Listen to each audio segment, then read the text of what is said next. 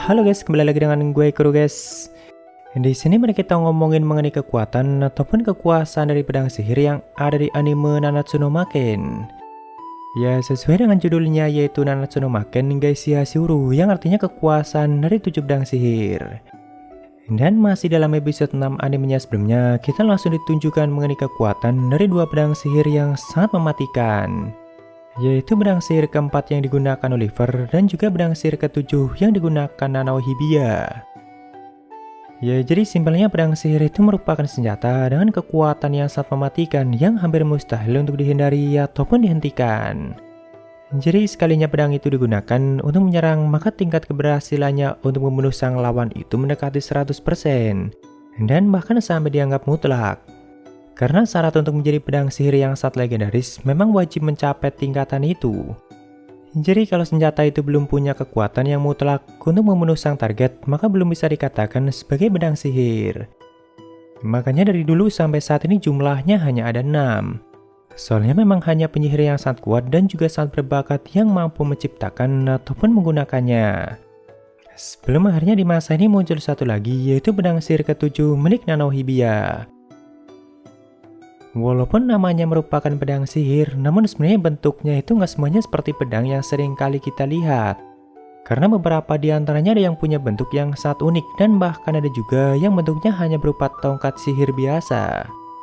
Soalnya kekuatan ataupun kemampuannya itu bukan hanya terletak pada senjata ataupun pedang itu saja, melainkan juga menyatu dengan sang penggunanya. Soalnya mereka sendiri yang menciptakan dan membangkitkan kekuatan itu. Jadi jika sang penggunanya mati, maka normalnya pedang sihir itu nggak akan bisa lagi digunakan oleh orang lain. Kecuali jika kemampuan itu diwariskan ke orang lain lewat jiwa sang pengguna itu sendiri. Seperti kasusnya Oliver yang masih bisa menggunakan Spellblade keempat milik ibunya yaitu Chloe Halford. Ya, jadi jumlah pedang sihir itu bisa bertambah dan juga bisa berkurang. Namun dulunya untuk waktu yang cukup lama, pedang sihir itu hanya berjumlah 6 saja. Dan selama itu juga belum ada pedang sihir baru yang muncul ataupun berhasil untuk diciptakan. Sampai akhirnya di masa ini muncul satu lagi yang menjadi pedang sihir ketujuh, yaitu milik Nanao Hibiya. Nah, namun bagaimana cara untuk mengetahui kalau suatu senjata itu merupakan salah satu pedang sihir? Karena kan diantaranya ada yang punya kekuatan yang sangat unik, seperti misalnya milik Oliver yang bahkan bisa memilih masa depan seperti apa yang dia inginkan. Nah, tentunya orang lain yang melihat pertarungan Oliver nggak akan sadar kalau saat itu dia sedang menggunakan kekuatan dari pedang sihirnya. Soalnya kan bagi orang lain yang melihatnya, momen itu kelihatan sangat singkat. Ya, jadi selain memenuhi persyaratan yang ada untuk bisa dikatakan sebagai pedang sihir, masih ada cara lain yang lebih mudah untuk bisa langsung mengetahuinya, yaitu dengan cara mengandalkan sesama pengguna pedang sihir. Walaupun sang pengguna juga harus melihatnya langsung saat pedang itu digunakan. Makanya di animenya saat Nanao baru membangkitkan kekuatan itu, dia langsung menggunakannya untuk menebas tangan Milligan. Oliver langsung tahu kalau saat itu Nanao baru saja menggunakan kekuatan yang bisa disebut sebagai kekuatan pedang sihir. Padahal tebasan Nanao itu sampai melampaui kecepatan cahaya. Dan bahkan Milligan yang menerima tebasan itu saja cuma bisa melongo. Ya, simpelnya sesama pengguna pedang sihir, mereka itu bisa saling merasakan satu sama lain. Sejauh yang gue baca sampai volume 10 light novelnya, baru ada 4 pedang sihir yang sudah dimunculkan, yaitu Spellblade kedua, keempat, kelima, dan juga Spellblade ketujuh. Sedangkan yang 3-nya lagi masih belum ditunjukkan di light novelnya, atau sejauh yang gue baca sampai volume 10-nya. Namun tentu mereka benar-benar ada dan masih bersama sang penggunanya sampai saat ini. Oke, di sini kita mulai dari Spellblade yang kedua yang punya nama Creumbra atau sering juga dijuluki sebagai bayangan yang bisa berlari. Pedang sihir ini diciptakan dan dimiliki oleh sang penyihir bernama Theodore McFarlane yang juga merupakan ayah dari Micella. Jadi selama ini kan para penyihir seringkali melakukan eksperimen dan penelitian yang sangat gila. Dan bahkan tidak jarang mereka itu seringkali menciptakan sesuatu yang sampai menentang hukum para dewa. Nah, dulunya ada seorang penyihir yang mencoba menciptakan tiruan yang sama dengan dirinya sendiri dan hal itu berhasil dia lakukan. Atau ya konsepnya sama aja dengan doppelganger. Jadi bukan hanya klon biasa, melainkan benar-benar sama dengan sang penyihir itu sendiri. Cuma kan tak lama setelah itu keduanya langsung hancur dan bahkan sampai menciptakan fenomena ledakan yang sangat dahsyat. Soalnya sebenarnya sistem ataupun hukum yang sudah dewa mereka ciptakan sampai saat ini langsung menolak adanya hal seperti itu. Jadi sistem ataupun hukum yang ada saat ini nggak menerima adanya dua orang yang sama dalam dunia itu. Makanya secara otomatis keduanya langsung hancur dan bahkan sampai menciptakan fenomena ledakan yang sangat dahsyat. Ya walaupun dewa utama mereka sudah lama mati, tapi kan sistem ataupun hukum dunia yang sudah dia ciptakan masih berjalan hingga saat ini. Nah, pedang sihir kedua yaitu Kreumbra itu diciptakan dengan menggunakan konsep seperti itu. Cuma bedanya tiruan yang diciptakan Kreumbra itu nggak 100% sama dengan diri McFarlane. Dia hanya menciptakan 50% tiruan dari McFarlane supaya McFarlane-nya sendiri nggak sampai dihancurkan sama hukum ataupun sistem yang ada. Ya simpelnya nggak sampai ke level double ganger supaya nggak sampai menghilangkan keberadaan McFarlane yang asli. Tapi kan walaupun cuma menciptakan setengah tiruannya, hal itu masih melanggar hukum yang ada. Jadi yang melanggar hukum dan dihancurkan itu cuma setengah tiruan yang dia ciptakan, tidak dengan diri McFarlane yang asli. Nah bayangan atau tiruan 50% itulah yang nantinya langsung dimasukkan ke dalam tubuh sang target. Jadi otomatis keberadaan sang target akan langsung dianggap melanggar hukum dan juga langsung dilenyapkan dari dunia itu. Atau bisa juga dengan cara memanfaatkan kekuatan dari ledakannya yang sangat dahsyat. Jadi saat keberadaan bayangan yang dia ciptakan dianggap melanggar hukum, karena seketika langsung dihancurkan dan hal itu sama menciptakan fenomena ledakan kekuatan yang sangat dahsyat. Nah tentunya kekuatan itu juga bisa dimanfaatkan Kreumbra untuk menciptakan serangan yang sangat mengerikan. Dengan kekuatan dan kemampuan mengerikan seperti itu, tentunya serangan dari Kreumbra nggak akan bisa diblokir ataupun dihindari. Jadi sang target atau musuhnya dijamin bakalan mati dan bahkan keberadaannya sama dihilangkan dari dunia itu. Ya tentunya dulunya McFarlane sampai menghabiskan waktu bertahun-tahun hanya untuk meneliti dan juga mempelajari fenomena seperti itu. Karena jika dia sampai melakukan kesalahan sedikit saja, maka hal itu bisa langsung menghilangkan keberadaannya sendiri. Sampai akhirnya dia menemukan celah supaya kekuatan itu bisa dimanfaatkan dan gak sampai berbalik menyerang dirinya sendiri. Yaitu hanya menciptakan 50% tiruan dari dirinya sendiri yang akhirnya konsep itu dia gunakan untuk menciptakan Spellblade kedua yaitu Kreumbra. Ya walaupun kelihatannya cukup simpel, namun sebenarnya proses penciptanya itu sangat rumit. Bentuk Kreumbra sendiri hanya berupa pedang kecil yang biasa McFarlane bawa kemanapun dia pergi. Lalu Spellblade yang keempat yaitu Angustavia yang saat ini digunakan Oliver. Ya dulunya Spellblade keempat itu diciptakan dan digunakan oleh Chloe Halford yang juga merupakan ibu dari Oliver. Nah normalnya kan sebuah pedang sihir nggak akan bisa digunakan oleh siapapun selain sang pengguna atau sang pencipta itu sendiri. Bahkan setelah penggunanya mati maka pedang itu hanya akan berubah menjadi pedang biasa. Karena kekuatan dan kemampuan dari pedang itu menyatu dengan jiwa sang penggunanya. Cuma dalam kasusnya Oliver itu, dia itu menyatukan setengah jiwa ibunya yang sudah mati dengan jiwanya sendiri. Supaya dia juga mampu menggunakan kekuatan dari Spellblade keempat. Soalnya bakat, keterampilan, dan juga kekuatan seseorang itu menyatu dengan jiwa. Jadi dengan menyatu dengan setengah jiwa ibunya, maka Oliver juga mampu menggunakan sebagian kekuatan dan juga kemampuan Chloe. Ya jadi saat Chloe dibunuh dan dikhianati, kan Amy atau Esmeralda juga sekalian mengambil jiwa Chloe dan menyatukannya dengan jiwanya sendiri. Tentunya hal itu dia lakukan supaya bisa mendapatkan kekuatan dan juga bakat yang Chloe miliki. Karena kan dulunya Chloe dikenal sebagai penyihir terkuat yang pernah ada. Makanya sampai saat ini Amy sampai menderita sakit kepala yang gak mungkin bisa untuk disembuhkan. Karena sebenarnya jiwa Chloe itu terlalu kuat untuk dilahap dan disatukan dengan jiwa lainnya. Ya intinya sebagai penyihir Chloe itu ada di tingkatan yang sangat berbeda dengan penyihir kuat lainnya. Bahkan sebenarnya saat itu Amy hanya berhasil melahap setengah dari jiwa Chloe.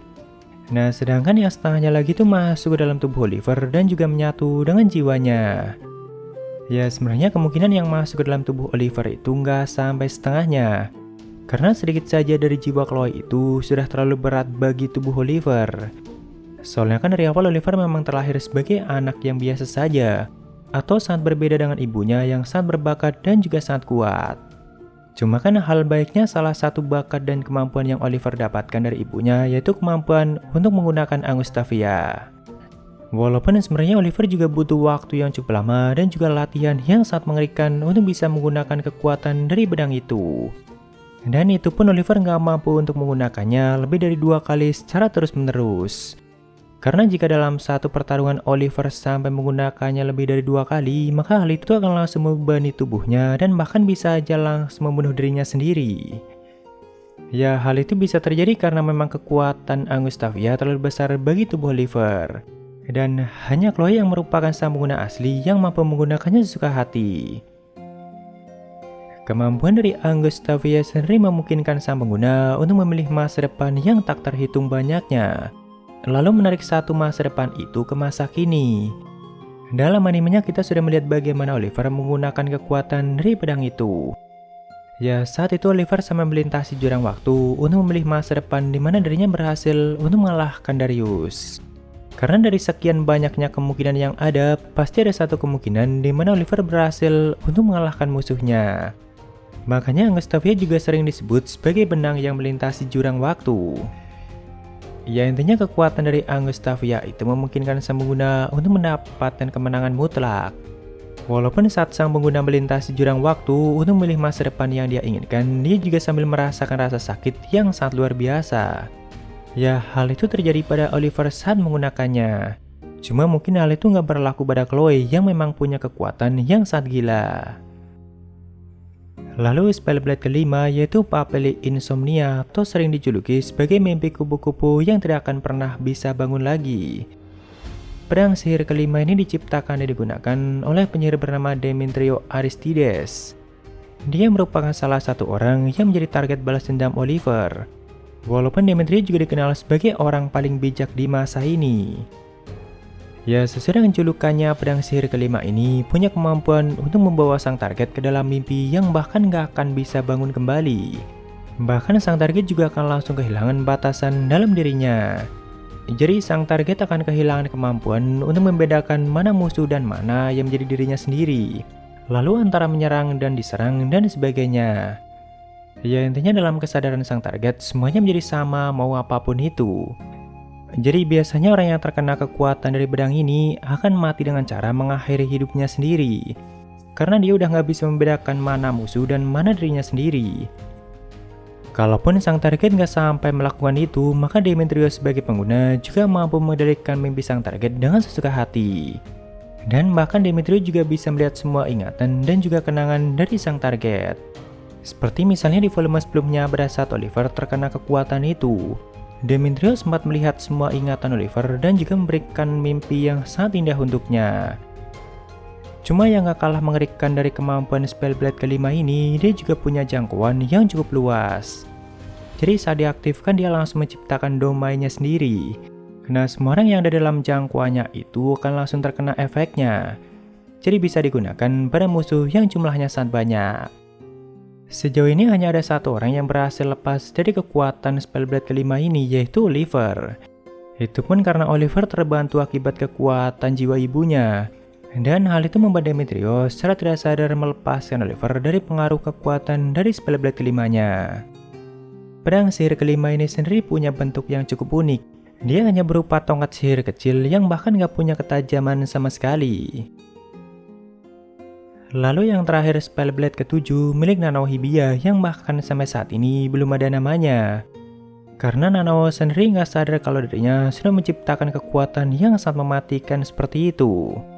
Ya, dalam animenya kita sudah melihat kalau saat itu Nanao berhasil membangkitkan kekuatan yang bisa disebut sebagai kekuatan pedang sihir. Kemungkinan hal itu terjadi karena keinginan kuat Nanao yang selalu menyatu dengan kekuatan pedangnya. Karena kan selama ini Nanao selalu menganggap kalau pedangnya itu sama aja bagian dari tubuhnya sendiri. Walaupun ya sebenarnya Nanao itu merupakan penyihir yang sangat berbakat. Dia memang gak pandai dalam hal teori ataupun memahami konsep dari sebuah teknik sihir. Cuma dalam hal praktek atau pertarungan langsung, Nanao bisa langsung menguasai dan membuktikan itu. Bahkan sebenarnya ada beberapa kemiripan antara Nanao dan Chloe atau ibunya Oliver. Terutama dalam hal bakat yang mereka miliki. Karena di usia yang masih sangat muda juga, Nanao sudah mampu membangkitkan kekuatan pedang sihir yang sangat mematikan seperti itu. Sedangkan bagi para penyihir yang dianggap sangat kuat sekalipun, butuh waktu yang sangat lama untuk bisa mencapai tingkatan itu. Dan bahkan hanya beberapa dari mereka saja yang mampu menciptakan pedang sihir. Tapi untuk beberapa kemiripan lainnya, mungkin nanti kita bahas di konten yang lain aja guys. Ya, jadi sebenarnya konsep kekuatan dari Spellblade ke-7 ini cukup simpel, namun juga sangat mematikan. Jadi saat Nanao menggunakan kekuatan itu, dia mampu menebas apapun yang menghalanginya supaya tebasan itu bisa sampai pada musuhnya. Entah itu jarak, ruang, waktu, dan bahkan sampai melampaui kecepatan cahaya. Jadi sekalipun musuhnya punya jarak yang cukup jauh dan juga menggunakan mantra lain untuk memblokir serangan itu, hal itu nggak akan berlaku di hadapan kekuatan dari Spellblade ke-7 milik Nanao. Makanya sampai memenuhi persyaratan untuk bisa dikatakan sebagai pedang sihir. Karena memang serangannya nggak akan mungkin bisa diblokir ataupun dihindari. Tentunya beberapa dari kalian juga penasaran bagaimana jika kedua pengguna pedang sihir saling bertarung dan saling melancarkan serangan mereka satu sama lain. Nah, hal itu pernah terjadi di volume sebelumnya, yaitu pada saat pertarungan Oliver melawan Demetrio. Ya, saat itu mereka sama-sama menggunakan kekuatan dari Spellblade mereka masing-masing. Dan ternyata saat itu kekuatan dari Papeli Insomnia mampu menimba balik kekuatan dari Angustavia yang digunakan Oliver. Jadi Oliver gagal untuk memilih masa depan di mana dirinya berhasil untuk mengalahkan Demetrio. Walaupun ya mungkin jika Chloe yang menggunakannya, maka hasilnya akan menjadi sangat berbeda. Soalnya jika memang Papeli Insomnia mampu mengalahkan kekuatan dari Angustavia, maka sudah pasti dari dulu Demetrio akan membunuh Chloe sendirian atau tanpa harus bekerja sama dengan para penyihir kuat lainnya. Jadi ya tergantung dari sang penggunanya juga. Ya itulah 4 dari pedang sihir yang sudah dimunculkan di novelnya sampai volume sebelumnya. Jadi masih ada 3 lagi yang belum ditunjukkan. Dan ketiga sang pengguna pedang itu juga masih belum diberitahu di novelnya. Jadi mungkin segitu aja untuk pembahasan kali ini. Dan jika ada kesalahan gue minta maaf atau kalian bisa koreksi aja di bawah. Thank you, sampai ketemu di video lainnya. Salam kru guys.